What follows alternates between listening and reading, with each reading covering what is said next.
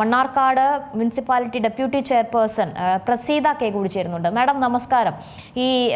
ഈ പറയുന്ന പോലെ കഴിഞ്ഞ തവണകളിലൊക്കെ വടക്കൻ കേരളത്തിൽ ഏറ്റവും കൂടുതൽ ആശങ്കപ്പെടുത്തിയത് കോഴിക്കോടാണെങ്കിൽ ഇത്തവണ ഏറ്റവും കൂടുതൽ ആശങ്കപ്പെടുന്നത് പാലക്കാടാണ്. ഈ പറയുന്ന ആശങ്കയ്ക്ക് വഴി അല്ലെങ്കിൽ കാര്യമില്ല എന്ന് പറയുമ്പോഴും നമുക്ക് കുറച്ച് കരുതലോടെ ഇരുന്നേ പറ്റൂ എന്നുള്ള അവസ്ഥയിലാണ്. അതെ, എന്താണ് മാഡം ഈ പറയുന്ന പോലെ പാലക്കാട് ജില്ലയിൽ ഇപ്പോൾ ഏറ്റവും കൂടുതൽ കേസ് ഈ ജില്ലയിലാണ് ഉള്ളത്. ഈ മണ്ണാർക്കാട് ഒരു രോഗി മരിക്കുകയും ചെയ്തു. നിപ്പയാണെന്ന് കണ്ടെത്തുന്നതിന് മുൻപ് തന്നെ മരണപ്പെട്ടു. മരണശേഷമാണ് കണ്ടെത്താനായത്. അത്തരം ആശങ്കകൾ നിൽക്കുന്നുണ്ട്. അതുകൊണ്ട് കുറച്ചുകൂടി ജാഗ്രത പാലിക്കേണ്ടതില്ലേ ആരോഗ്യ വകുപ്പ് ഇക്കാര്യത്തിൽ? ഇല്ല, ഞങ്ങള് കുമരമ്പത്തൂർ പഞ്ചായത്തിന്റെ അടുത്തുള്ള ചങ്ങലേരി ഭാഗത്താണ് ഈ ഒരു വിഷയം നടന്നിരിക്കുന്നത്. അതിന്റെ ഭാഗമായിട്ട് ഇപ്പോൾ കളക്ടർ ഞങ്ങളുടെ നഗരസഭയില് 25, 26, 27, 28 വാർഡുകൾ കണ്ടെയ്ൻമെന്റ് സോണായിട്ട് പ്രഖ്യാപിച്ചിട്ടുണ്ട്.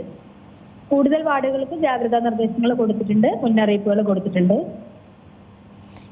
ഇപ്പം മരണപ്പെട്ട അദ്ദേഹം ഈ പറയുന്ന പോലെ അദ്ദേഹത്തിന് അറിയില്ലായിരുന്നല്ലോ. കാരണം പലപ്പോഴും ചെറിയ ചെറിയ സിംറ്റംസ് ഒക്കെ നമുക്ക് മനസ്സിലാക്കാൻ സാധിക്കാത്ത സിംറ്റംസ് ആണ് ഈ നിപ്പയുമായി ബന്ധപ്പെട്ട്. സാധാരണ വൈറൽ ഫീവറിനൊക്കെ വരുന്ന പോലത്തെ സിംറ്റംസ് അല്ലേ. അപ്പോൾ അതിന് എന്തെങ്കിലും നിർദ്ദേശങ്ങൾ ആരോഗ്യ വകുപ്പിന്റെ ഭാഗത്തു നിന്ന് നൽകുന്നുണ്ടോ?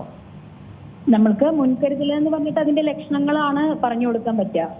അത് നമ്മള് ജനങ്ങൾക്ക് അത് ബോധവൽക്കരിക്കുന്നുണ്ട്. അത്രയൊക്കെയല്ലേ നമുക്ക് ചെയ്യാൻ പറ്റുള്ളൂ.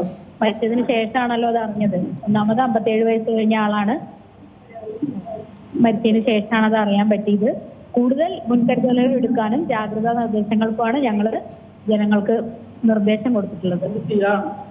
മാഡം, മറ്റൊരു പ്രശ്നം എന്ന് പറയുന്നത് ഈ ചെറിയ ചെറിയ ലക്ഷണങ്ങൾ കണ്ടാലും ആശുപത്രിയിൽ വരികയോ പരിശോധന നടത്തുകയോ ചെയ്യാനുള്ള ഒരു വൈമുഖ്യമുണ്ടല്ലോ ജനങ്ങൾക്ക്. അതിന് എന്താണ് മുനിസിപ്പാലിറ്റി ചെയ്യുക? അത് നമുക്ക് ബോധവൽക്കരണം മാത്രമേ നല്ല ചെയ്യാൻ പറ്റുക. നമുക്ക് എല്ലാവരുടെയും, അതായത് നമ്മുടെ നാടിന്റെ മുക്കുമൂലയിലുള്ള ജനങ്ങൾ വരെ അറിയുന്ന രീതിയിൽ എല്ലാവർക്കും മുൻകരുതലിനെ പറ്റിയും ലക്ഷണങ്ങളെ പറ്റിയും, ലക്ഷണങ്ങൾ കണ്ടാൽ എന്ത് ചെയ്യണം എന്നുള്ളതിനെ പറ്റിയിട്ടൊക്കെ അവർക്കൊരു ബോധവൽക്കരണം നടത്തുകയാണ് ഇപ്പൊ സാധ്യമായിട്ടുള്ളത്. അത് മൈക്ക് അനൗൺസ്മെന്റ് വഴിയോ അല്ലെങ്കിൽ സോഷ്യൽ മീഡിയ വഴിയോ ഒക്കെ നമ്മൾ അറിയിക്കും. ആശാവർക്കർമാർക്ക് ഞങ്ങൾ നിർദ്ദേശം കൊടുത്തിട്ടുണ്ട്.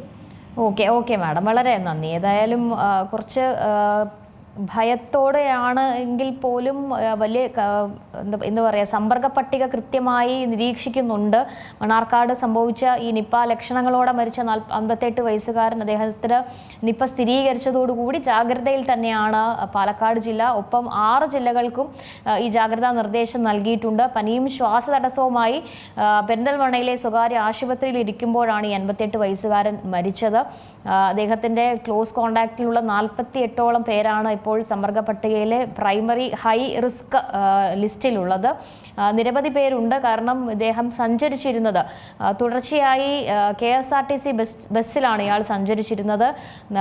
പല തവണ KSRTC ബസ്സിൽ, ഒന്നിലേറെ തവണ KSRTC ബസ് ഉപയോഗിച്ചിരുന്നു. ഈ ബസ്സിലാണ് 3 തവണ അട്ടപ്പാടിയിലേക്കും ഇദ്ദേഹം യാത്ര ചെയ്തത്. അതുകൊണ്ട് തന്നെ KSRTC ബസ്സുകളിലെ യാത്രക്കാരും ജീവനക്കാരും ഒക്കെ ഉൾപ്പെടെ ഇപ്പോൾ നിരീക്ഷണത്തിലാണ് ഉള്ളത്. ഏറ്റവും പുതിയ വാർത്തകളും വിശേഷങ്ങളും വിരൽ തുമ്പിലറിയാൻ സീ മലയാളം ന്യൂസ് എല്ലാ ഡിജിറ്റൽ പ്ലാറ്റ്ഫോമുകളിലും ലഭ്യം.